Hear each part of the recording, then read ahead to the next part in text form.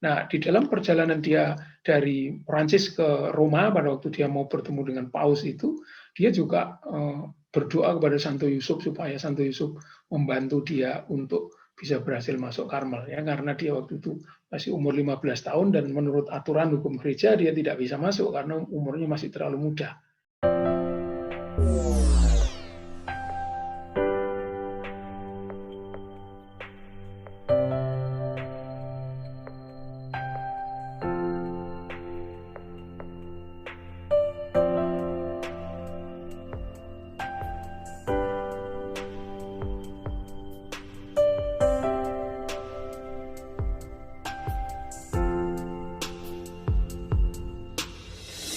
Nah, ini yang menurut saya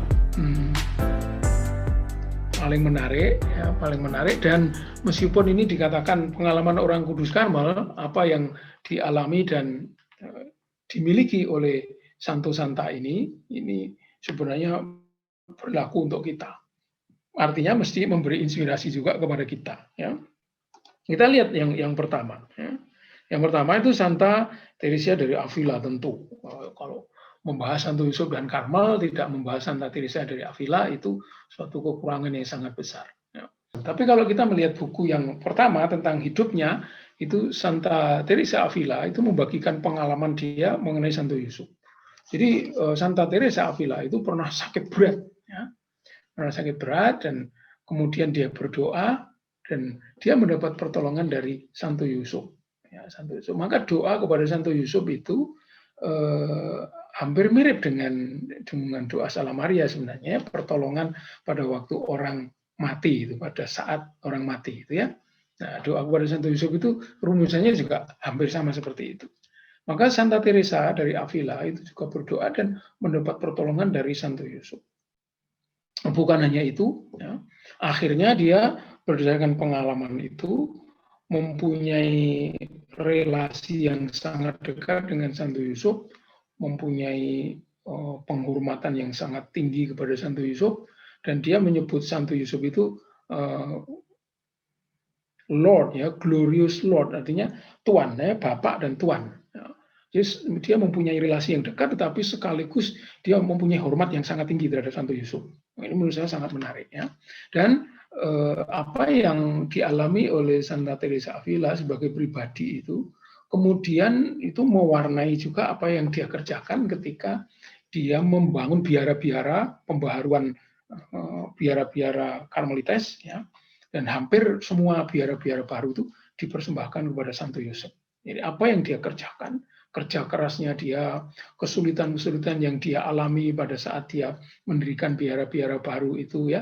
Kalau kita membaca pengalaman Santa Teresa dari Avila, itu banyak sekali kesulitan-kesulitan yang dihadapi pada saat dia mau mendirikan biara itu, dibantu oleh Santo Yusuf, ya, Santo Yusuf. Pernah dia mau beli satu rumah, tapi rumah itu sangat mahal dan sebagainya. Dia tidak akan mampu membeli itu, ya, padahal dia memerlukan rumah itu untuk jadi biara. Lalu dia meminta supaya suster-susternya itu berdoa kepada Santo Yusuf, dan dia mendapatkan pertolongan dari Santo Yusuf sehingga akhirnya berhasil membeli rumah itu untuk mendirikan biara.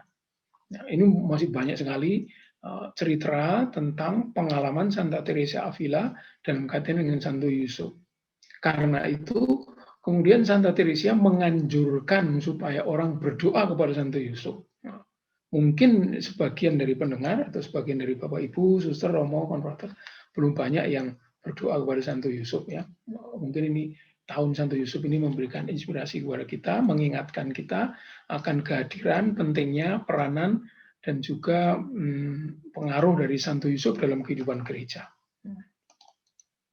Itu yang pertama, ya. Yang pertama, tentu masih banyak sekali yang bisa kita diskusikan, ya. Lalu yang kedua, Santa Teresa dari Kanak-kanak Yesus, mohon maaf ini salah cetak lagi. Santa Teresa dari Kanak-kanak Yesus itu juga mempunyai pengalaman dekat dengan Santo Yusuf, ya, seperti halnya Santa Teresa dari Avila. Santa Teresa dari Kanak-kanak Yesus itu waktu kecil dia juga sudah mengalami Santo Yusuf, kehadiran dari Santo Yusuf, ya.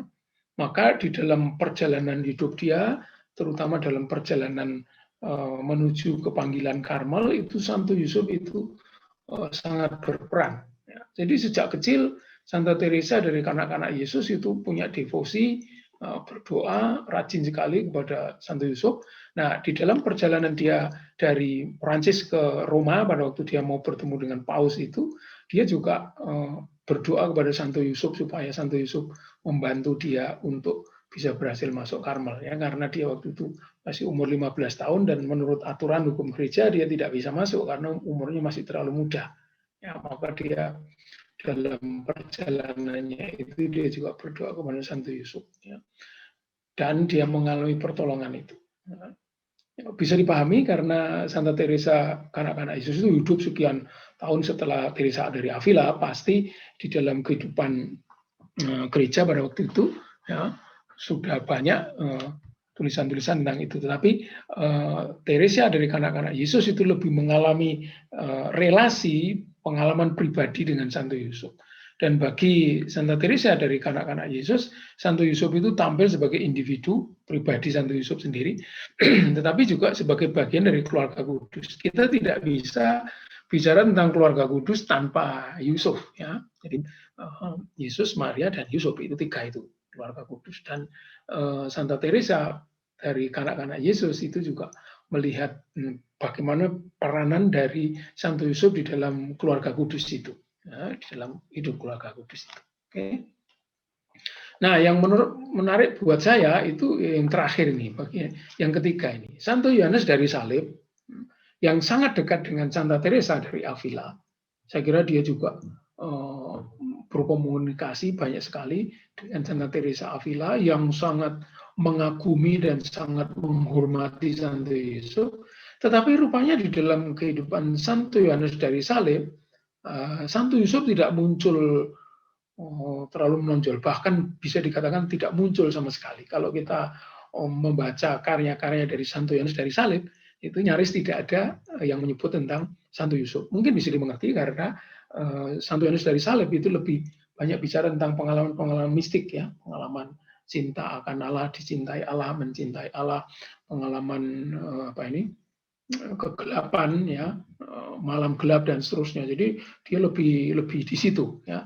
Sedangkan Santa Teresa dari Avila itu memang banyak bekerja, banyak membangun ini, membangun itu, ya, sehingga dia lebih dekat dengan Santo Yusuf. Ini menurut saya sangat menarik. Satu-satunya catatan yang saya bisa temukan, dan ini kita lihat dari edaran dari jenderal itu juga, bahwa satu-satunya yang bisa kita ketahui adalah bahwa ketika mendirikan universitas di Baeza, Santo Yohanes dari Salib ini mempersembahkan universitas itu kepada Santo Yusuf. Dan itu tidak terlalu lama, hanya 2 tahun aja. Setelah itu universitas itu dipersembahkan ke perlindungan dari Santo Basilius, ya, tidak kepada Santo Yohanes dari Salib lagi. Alasannya apa saya tidak tahu. Yang jelas begitu, ya.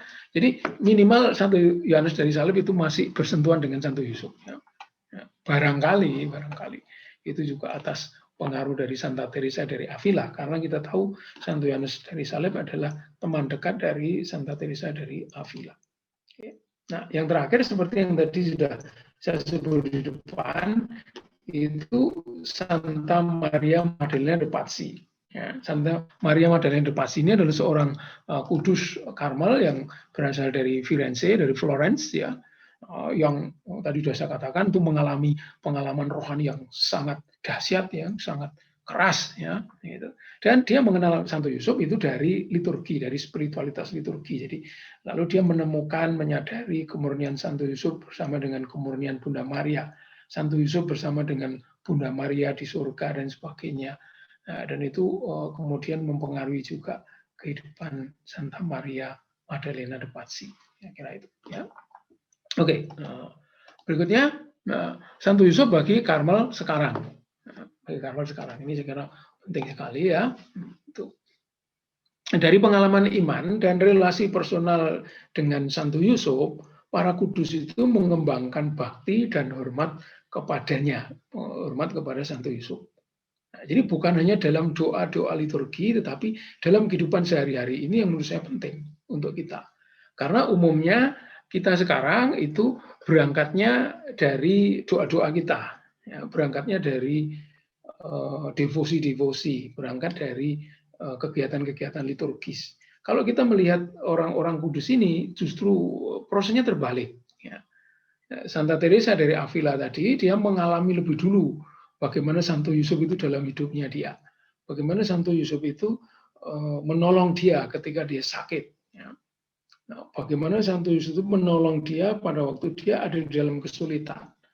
Baru dari situ, dia kemudian mengembangkan devosi, penghormatan, doa-doa yang liturgi sifatnya. Dan tidak hanya berhenti di situ, tetapi apa yang dia doakan itu kemudian dibawa dalam kehidupan sehari-hari. Ini yang menurut saya penting. Karena banyak orang itu beriman dalam arti agak abstrak ya, agak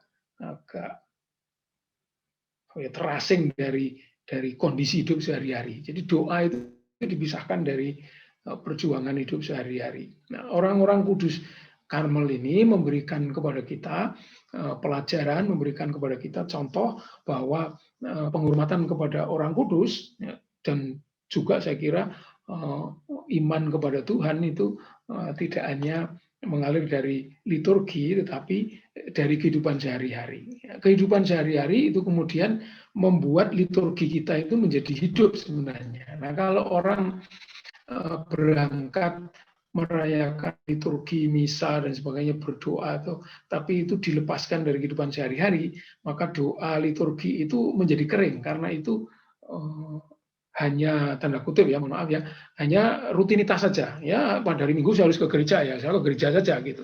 Tetapi tidak membawa apa yang menjadi keprihatinan, apa yang menjadi perjuangan, apa yang menjadi kesulitan, apa yang menjadi harapan itu di dalam doa itu. Ya.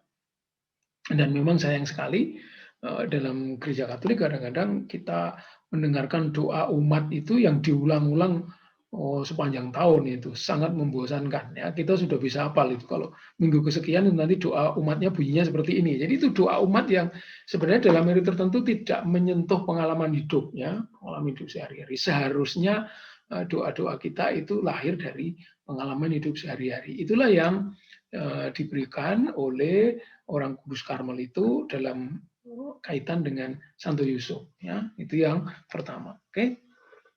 Nah, mengenal dan menghormati Santo Yusuf itu tidak hanya lewat doa-doa saja, lewat penghayatan iman dan karya.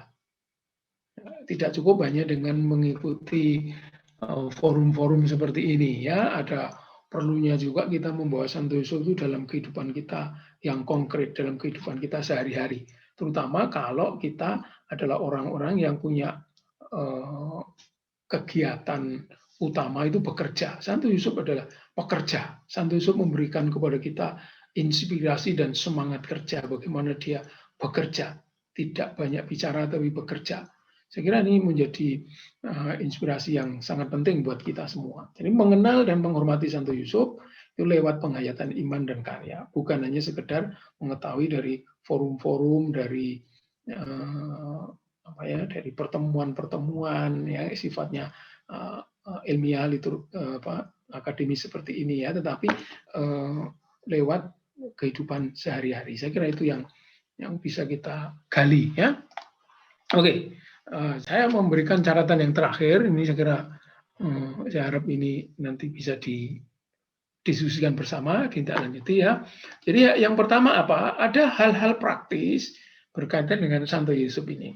Ada hal praktis berkaitan dengan Santo Yusuf. Saya menulis di situ IKI sama dengan CCC. Institut Karmel Indonesia itu adalah satu lembaga yang sebenarnya didirikan untuk menggali kekayaan Karmel pada khususnya, tapi menggali spiritualitas pada umumnya, terutama spiritualitas yang terkait dengan Indonesia atau spiritual timur lah gitu ya. Nah, semestinya Institut Karmel ini banyak juga menggali tentang Santo Yusuf, ya. Menggali tentang Santo Yusuf. Lalu di bawah IKI ini ada namanya Pusat Spiritualitas Karmel. Pusat Spiritualitas Karmel kemudian bisa juga katakan membuka cabang seperti CCC ya gitu ya. Carmelite Center Jakarta itu saya kira bagian dari IKI, bagian dari pusat spiritualitas lah katakan begitu ya, atau salah satu contoh dari itu. Nah, saya kira apa yang dilakukan Romo Jaya bersama dengan timnya CCC ini sudah tepat pada tahun Santo Yusuf ini banyak menyelenggarakan ini, ya, banyak menyelenggarakan forum-forum, kelas-kelas seperti ini yang saya kira memberikan banyak inspirasi, informasi, dan juga pengetahuan kepada umat pada umumnya, ya, dan Karmelit pada khususnya untuk bisa memberikan tempat yang tanda kutip boleh dikatakan lebih pas, ya, bukan lebih layak tapi lebih pas. Jangan terlalu minim seperti yang selama ini terjadi. Jadi IKI saya kira perlu mendorong ini juga, ya. Itu yang pertama. Lalu yang kedua, ya, Komisi Liturgi Karmel itu perlu juga memberikan perhatian terhadap devosi kepada Santo Yusuf. Karena selama ini mungkin Komisi Liturgi Karmel tidak terlalu banyak memberikan tekanan dan memberikan informasi, memberikan motivasi, tapi juga memberikan fasilitas untuk menghormati Santo Yusuf. Saya kira ada baiknya Komisi Liturgi Karmel, atau nggak harus nunggu Komisi Liturgi Karmel, tapi para Karmelit awam, para konfrater, para suster itu memulai juga kebiasaan ini, devosi kepada Santo Yusuf pada Rabu pertama, kalau saya tidak salah, ya, Rabu pertama itu. Jadi Jumat pertama itu untuk Hati Kudus Yesus, Sabtu pertama untuk Maria, Rabu pertama itu untuk Santo Yusuf. Jadi minggu yang pertama itu dipersembahkan kepada 3 tokoh besar di dalam karya keselamatan, Yesus, Maria, dan Yusuf. Nah, ini saya kira penting sekali untuk kita ingat dan juga untuk kita hayati dengan baik. Nah, yang terakhir ini menurut saya ini khas, ya, khasnya Karmel, ya, mungkin yang lain tidak tersangkut di situ, ya, tidak masuk di sini. Mungkin ada juga 1-2 orang yang terlibat di situ. Di dalam Karmel itu ada yang namanya usaha mandiri. Jadi Karmel itu mencoba melakukan kegiatan-kegiatan yang produktif sifatnya, secara finansial begitu, untuk bisa menghidupi diri sendiri, ya.